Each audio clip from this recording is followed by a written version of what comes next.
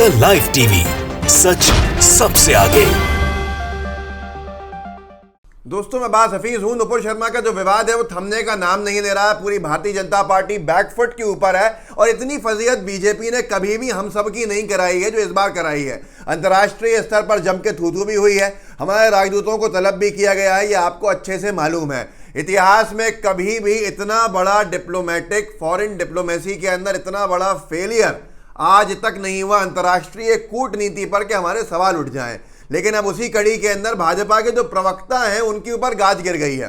भाजपा ने अपने प्रवक्ताओं के ऊपर एक बड़ी कार्रवाई कर दी है और वो कार्रवाई शायद किसी ने सोची भी नहीं थी कि भाजपा ने अपने प्रवक्ताओं को बयान देने से मना कर दिया है, एक तरह से बैन लगा दिया है, प्रवक्ताओं को हटाई दिया है, ये समझ लीजिए, क्योंकि वो डिबेट में दिख भी नहीं रहे हैं। मैं आपको एक डिबेट भी दिखाऊंगा जो कल का है, जिसमें बीजेपी का कोई प्रवक्ता आया ही नहीं है, जिससे सूत्रों के हवाले से लोग कह रहे हैं कि बीजेपी ने अपने पूरे प्रवक्ताओं को हटा दिया है। फिलहाल कानपुर हिंसा के मामले को लेकर कि इस विषय के ऊपर कोई भी डिबेट में नहीं जाएगा। ये भास्कर ने लिखा है, नुपुर शर्मा मामले के बाद एक्शन में बीजेपी, कानपुर हिंसा पर प्रवक्ताओं को बयान देने पर लगाई रोक, कहा किसी धर्म का अपमान स्वीकार नहीं। ये बीजेपी को कहना पड़ रहा है। आप सोचिए कि मामला कितना बढ़ गया है कि भारतीय जनता पार्टी जैसा राजनीतिक दल ये कहे कि हम सभी धर्मों का सम्मान करते हैं, किसी भी धर्म का अपमान स्वीकार नहीं होगा। लोगों का मानना है कि भाजपा को वहाँ चोट पड़ी जब अडानी और अंबानी के प्रोडक्ट्स को बहिष्कार करना शुरू कर दिया, गल्फ कंट्रीज़ के अंदर उनके प्रोडक्ट्स को बंद करना शुरू कर दिया, बेचने से मना करना का चलन हो गया। तो उसके बाद से ये पूरा का पूरा मामला आ गया है। यहाँ पर भास्कर ने आगे फोटो के ऊपर लिखा, सांप्रदायिक मुद्दों पर साइलेंट प्लीज़। मैं आपको बीजेपी ने जो नसीहत जारी करी है अपने वक्ताओं के लिए जो उनकी तरफ से जाते हैं, उनकी बड़ी प्रतिबंध लगा है कि अब हर कोई नहीं जाएगा डिबेट्स के अंदर, और क्या क्या कार्रवाई हुई है और क्या नसीहत दी है, जो चिट्ठी लिखकर समझाया गया है, जहाँ तक लोग कह रहे हैं उन नसीहत को एनडीटीवी ने छापा भी है। मैं आपको एक एक लाइन बिंदुवार तरीके से उसको समझाऊंगा, उसको बताऊंगा कि बीजेपी ने अपने कार्यकर्ता अपने प्रवक्ताओं को क्या बोला है और कैसे उन पर गाज गिराई है। एनडीटीवी ने लिखा है, नुपुर शर्मा विवाद के बाद बीजेपी की पार्टी प्रवक्ताओं को नसीहत, किसी भी धर्म के खिलाफ न बोले। नसीहत का बिंदुवार जो नसीहतें दी हैं वो आपको बता देता हूँ। लेकिन जो मैंने आपसे कहा था कि बीजेपी ने अपने प्रवक्ताओं के ऊपर बैन लगा दिया है, बीजेपी के प्रवक्ता अब नहीं हैं वहाँ पर, बीजेपी अपने प्रवक्ताओं को टीवी डिबेट्स में नहीं भेज रही है और लोगों का मानना है कि प्रवक्ताओं को हटा ही दिया है। उसका सबसे बड़ा प्रमाण ये वीडियो है। ये वीडियो आज तक का है, आज तक पे डिबेट हुआ और आज तक के डिबेट में बीजेपी का कोई भी प्रवक्ता नहीं शामिल हुआ। वहाँ पर ये समझ लीजिए कि जिस तरह के लोग हैं ये जो हिंदू महासभा के हैं और अलग अलग राजनीतिक विश्लेषक के नाम से हों, महंत हों हनुमानगढ़ी के, ये तमाम लोग वहाँ पर आपको दिख जाएंगे। मैं आपको नाम बता देता हूँ, साध्वी प्राची हैं, साध्वी अन्नपूर्णा हैं, सुजाता पांडे हैं, महंत राजू दास हैं और इसी तरह से दूसरे हैं जिनका बीजेपी के प्रवक्ता होने से कोई लेना देना नहीं है। अब ऐसे लोगों को कहा जा रहा है कि इनको डिबेट्स के अंदर बैठा के चैनल से अपना काम चलाना है। खैर ये वीडियो देख लीजिए, समझ में आ जाएगा। आज तक के डिबेट में जहां हमेशा बीजेपी का प्रवक्ता होता था, कल बीजेपी का कोई प्रवक्ता शामिल नहीं हुआ। देखिए जेल हो जाती है और यहाँ माइशा को गलत सच बोल रहे हैं आप और जेल नहीं होती। शांत हो जाओ, अपनी आवाज डाउन करो, डाउन करो, डाउन करो, डाउन करो। दीदी मैं आपको बहुत बहुत साधुवाद दूंगा, धन्यवाद दूंगा। बहुत देरों के बाद आपने मुझको बोलने का मौका दिया। देखिए यह डिबेट है, डिबेट को देश और दुनिया के लोग देख रहे हैं। तो आपने देखा कि कैसे बीजेपी का कोई भी प्रवक्ता आपको इस टीवी डिबेट में नहीं दिखा।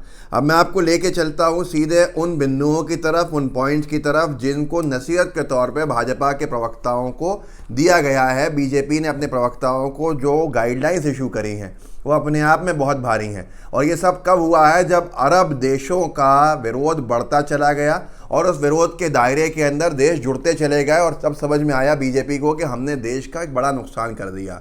अरबों के आक्रामक होने की वजह से पूरी बीजेपी जो है वो बैकफुट पर आ गई और बैकफुट पर ऐसे आई कि आप देखिए ये पॉइंट्स जो इशू किए हैं बीजेपी ने अपने प्रवक्ताओं के लिए वो ये हैं। सबसे पहला है, भाजपा ने अब अपने पार्टी प्रवक्ताओं के लिए कई निर्देश जारी किए हैं। बीजेपी सूत्रों के मुताबिक पार्टी प्रवक्ताओं को सलाह दी गई है कि अब केवल आधिकारिक प्रवक्ता और पैनलिस्ट ही टीवी चैनलों के डिबेट में जाएंगे। मतलब कोई और नेता जो जाता है वो अब नहीं जा सकता बीजेपी की तरफ से। पार्टी जिसको प्रवक्ता अधिकृत करेगी और आधिकारिक जो प्रवक्ता है या मीडिया पैनलिस्ट हैं वही टीवी डिबेट्स में शामिल हो पाएंगे। लेकिन क्या वो अपनी मर्जी से हो पाएंगे? बिल्कुल नहीं। आगे देखिए, इन्हें पार्टी का मीडिया सेल असाइन करेगा।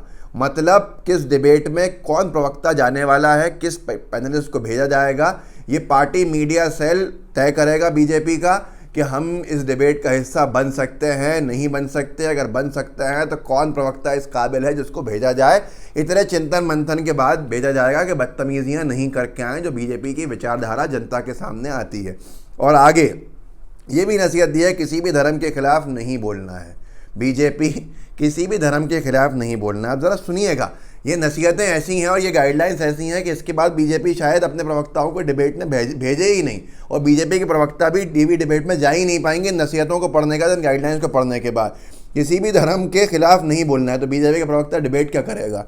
आगे कहा कि धर्म के पूजनियों और प्रतीकों के बारे में भी नहीं बोलना है। भाजपा ने पार्टी प्रवक्ताओं को संयमित भाषा का प्रयोग करने की सलाह दी है। संयमित भाषा का प्रयोग करने की सलाह बीजेपी अपने प्रवक्ताओं को दे चुकी है। उत्तेजित और उद्वेलित नहीं होना है, किसी के उकसावे पर भी पार्टी की विचारधारा और सिद्धांतों का उल्लंघन नहीं करना है। भाई वो सिद्धांत पर चल रहे हैं पार्टी के, जब तो इस तरह के काम कर रहे हैं। किसी भी टीवी डिबेट पर जाने से पहले विषय का पता करें, उसके बारे में तैयारी करें, उस पर पार्टी की लाइन पता करके जाएं। पार्टी प्रवक्ता एवं पैनलिस्ट अपने एजेंडे पर रहें, किसी ट्रैप में ना आए। गरीब कल्याण के कामों के बारे में जनता को बताना है। काम किए नहीं है बीजेपी की मोदी सरकार ने। अब आप बताइए, मैं कह रहा हूँ कि इन गाइडलाइंस के बाद क्या कोई बीजेपी का प्रवक्ता डिबेट कर सकता है?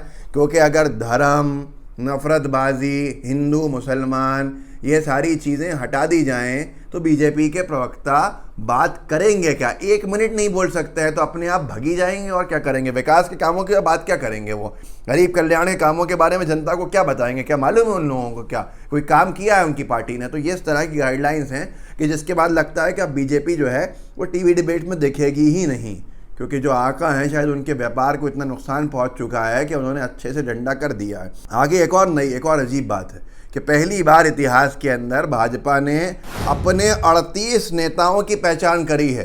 पिछले 8 सालों में अरबों के हस्तक्षेप के बाद, अरबों के गुस्से के बाद, जो शेखों का गुस्सा शुरू हुआ, जो अरब देशों का गुस्सा देखने को मिला, उसके बाद बीजेपी एकदम भीगी बिल्ली बन गई है। और भीगी बिल्ली बन के वो अपने ही नेताओं पर निरंतर कार्रवाई भी कर रही है। कि पैगंबर, अखबार ने लिखा, पैगंबर मोहम्मद पर आपत्तिजनक टिप्पणी का मामला। भाजपा ने धार्मिक भावनाएं आहत करने वाले 38 नेताओं की पहचान की। 27 नेताओं को सख्त हिदायत दी है। मैंने सुना है इसमें गिरिराज सिंह हैं और उस तरह के तमाम नेता हैं जो रात दिन मुसलमानों के खिलाफ जहर उगलते रहते हैं, हिंदू मुसलमानों को लड़ाने के लिए बयान देते रहते हैं और ऐसे आड़े टेढ़े बयान देते हैं जिससे माहौल ख़राब हो जाए। आप सोचिए, 38 नेताओं की खुद बीजेपी ने पहचान की है इस अखबार के हिसाब से, और वो खुद ये बता रहा है कि अखबार के 27 नेताओं को सख्त हिदायत भी दी है। 8 साल से बीजेपी ने एक लफ्ज़ नहीं बोला था इन नेताओं के खिलाफ, और अब बीजेपी को होश आ रहा है कि उसके नेताओं को चुप करना उसके लिए अब बेहद ज़रूरी हो गया है। ये धार्मिक भावनाएं भड़काने का काम कर रहा है। तो आप सोच लीजिए कि भाजपा का क्या होगा। पुनीत कुमार सिंह अच्छा लिखता है कि ये भाजपा खुद बता रही है कि भाजपा ने 38 नेताओं की पहचान की है, और वो 38 नेता जो खुद अपने आप में आड़े टेढ़े, भाजपा ने धार्मिक भावनाएं आहत करने वाले अपने 38 नेताओं की पहचान की है। पार्टी ने इनमें से 27 चुने हुए नेताओं को ऐसे बयान देने से बचने की हिदायत दी है। उनसे कहा गया है कि धार्मिक मुद्दों को लेकर बयान देने से पहले सक्षम अधिकारी से अनुमति लें। अब ये सारी की सारी चीज़ें प्रज्ञा सिंह ठाकुर होंगी, इसमें गिरिराज सिंह होंगे, इसके अंदर आड़े टेढ़े संबित पात्रा का नाम सबसे ऊपर होगा। ये आड़े टेढ़े जितने हैं इन सब के ऊपर कार्रवाई करने को बीजेपी मजबूर हो गई है। खैर ये हालात हैं बीजेपी के। और इसके अलावा सबसे बड़ा मामला ये हुआ है कि जो डीएम हैं, जो कलेक्टर हैं, वो बीजेपी सरकार को बदलने पड़े हैं, वहाँ से उनका ट्रांसफ़र किया गया है। दैनिक भास्कर ने लिखा, यूपी में 21 IAS का ट्रांसफ़र, हिंसा के बाद कानपुर की डीएम नेहा शर्मा को हटाया, लखनऊ गोरखपुर समेत 9 ज़िलों के डीएम बदले। तो ये अपने आप में एक बहुत बड़ा मामला है और बहुत बड़ी कार्रवाई भी है। कार्रवाई इसलिए बड़ी है क्योंकि खुद अगर सरकार प्रशासनिक अधिकारियों को हटा रही है तो कहीं ना कहीं समझ में आ रहा है कि वो गलती मान रही है उसकी। इस वीडियो को आगे बढ़ाइए, व्हाट्सएप पे शेयर कीजिए, साथ में लाइव टीवी को सब्सक्राइब कीजिएगा और बेल आइकन दबाइएगा। जय हिंद, जय भारत। द लाइव टीवी, सच सबसे आगे।